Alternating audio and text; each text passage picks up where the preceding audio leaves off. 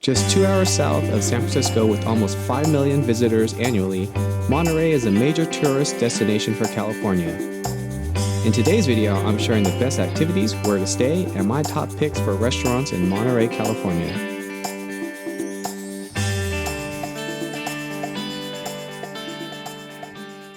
What's up everybody, welcome back to the channel. If you're new to the channel, my name is Daryl.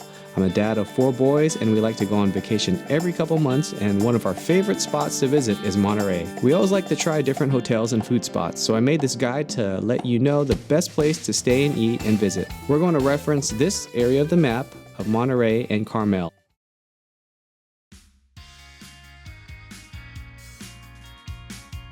The best place to bring kids, of course, is the Monterey Bay Aquarium. The area first had roots as the world's largest sardine cannery. It later switched to squid cannery, but later closed in 1973. The building was later bought and turned into an aquarium, opening October of 1984 to showcase the marine environment of the Monterey Bay. The mission was to spread the word of conservation of the ocean. In 1992, they opened the all jellyfish exhibit. This is one of the coolest exhibits, and the kids always love watching the jellyfish move around the tanks.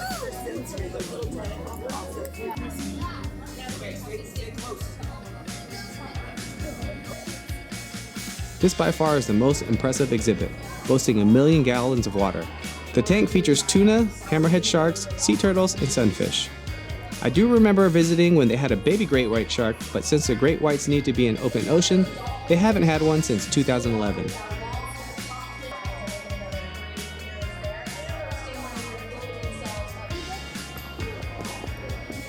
My kids all love the exhibits, but the tanks they spend the most time at are the ones with sharks. Monterey Bay Aquarium has tons of sharks, from black-tip reef sharks, 7-gill sharks, and tons of leopard sharks. Also, you can't forget the hammerhead in the open ocean tank. You can spend hours walking around and observing otters, penguins, and numerous shark tanks. If you're visiting Monterey with a family, this has to be at the top of your list. Ticket ranges between $50 for youth to $65 for adults. This is almost a midpoint for wherever we go in Monterey. You often will pass it when you go to Point Lobos or anywhere in Carmel, and it makes a good place to get gas. They have multiple dining options and cool little shops that you can spend time wandering around looking at.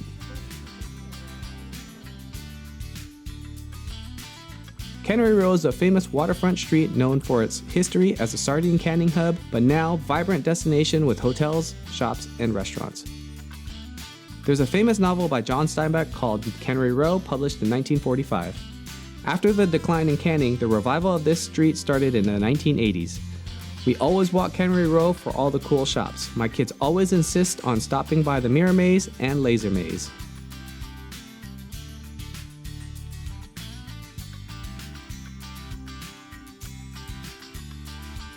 After that, we either stop by Ghirardelli for ice cream or It's Sugar for something sweet for the kids.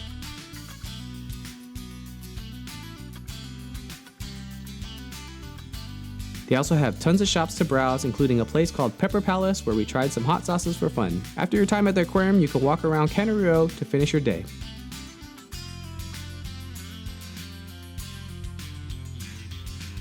Del Monte Center, outdoor mall with food and shopping. This is an outdoor shopping center that has everything your typical mall has. If you didn't pack enough, you can go down to the shopping center and pick up clothes, or go there and walk around to see the shops. There are also multiple places to eat. This is a good place to kill some time.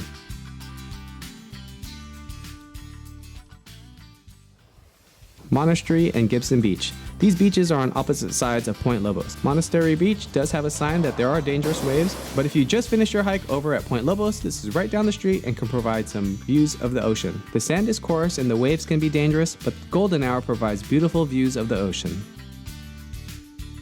Point Lobos State Natural Reserve is often called the crown jewel of California state parks. It has a history spanning thousands of years.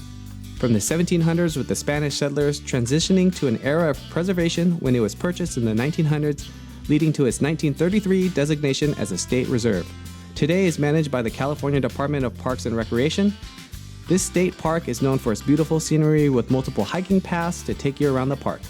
None of the paths we took were too rough and were still suitable for the kids.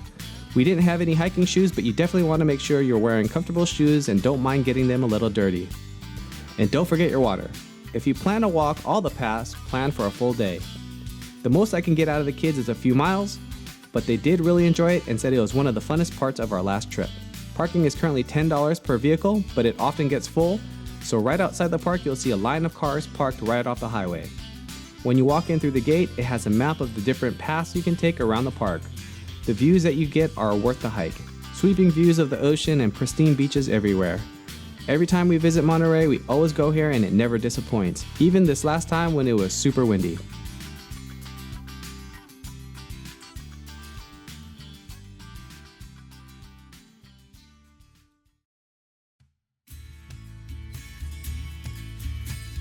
Marriott Spring Hill Suites on the Dune. This is where we stayed for our last trip to Monterey. I received a yearly credit for one night via my Marriott card. This hotel was the only one I could book that was under the 50K point threshold. Although this hotel is further from Cannery Row or Carmel, I found the drive wasn't too bad. The room was big and clean. I guess the further you go away from the main area, the more space you get. They had a free buffet breakfast the next morning. This hotel is across the street from Fisherman's Wharf and about 5 minutes drive to Cannery Row. There wasn't anything special about the hotel besides being centrally located. Around the corner on Alvarado Street there are multiple restaurants, breweries, and a cool whiskey bar. I will admit it was nice to have all these dining options within walking distance of the hotel. If you want to be close to Cannery Row and still have multiple dining options within walking distance, this is the place to stay at. This hotel was not as family friendly as other hotels mentioned, but if you want to stay at a spot with a view, this is the hotel to book. The drive is steep and the rooms were difficult to get to. The rooms don't look as new and updated as the pictures on the website, but the main hotel area is beautiful. There is a hilltop restaurant with killer views of the ocean. This hotel is for those who want to have great views and vibes. The pool is decent and the workout area had enough machines to get a decent workout. Driving down the hill, you're close to China Cove, Gibson Beach, and Crossroads Shopping Complex. This is our favorite hotel to stay at. It's the furthest of the hotels to Cannery Row and Point Lobos, but if you're planning to spend most of your time on the property, this is the place to be. They have shuttles that bring you to different areas of the property. They have 2 really nice pools with different games for kids. An outdoor bar is right there next to the pool with the big gym, table tennis, and bocce ball. They also have an adult pool and restaurant in the main hotel lobby. The food there is good and has never been too busy when we went there. They have paths to walk all around the property. At the hilltop, they have a meet and greet with lots of farm animals that the kids can pet. They also have an area with bees that they get honey from. Not to mention that they have a golf course if you're interested in that. They offer tons of kid-friendly activities on the property such as archery, little ranchers, garden meet and greet with smaller farm animals, and much more. For the adults, they have all kinds of fitness classes, pickleball, and golf. You really don't need to leave the property unless you don't want to eat at the on-site restaurant. We typically will book close to Cannery Row so we can hit the aquarium, Cannery Row shops and foods, then go out to Point Lobos or a close beach, then spend the last part of the weekend at Carmel Valley and not leave the property until we check out.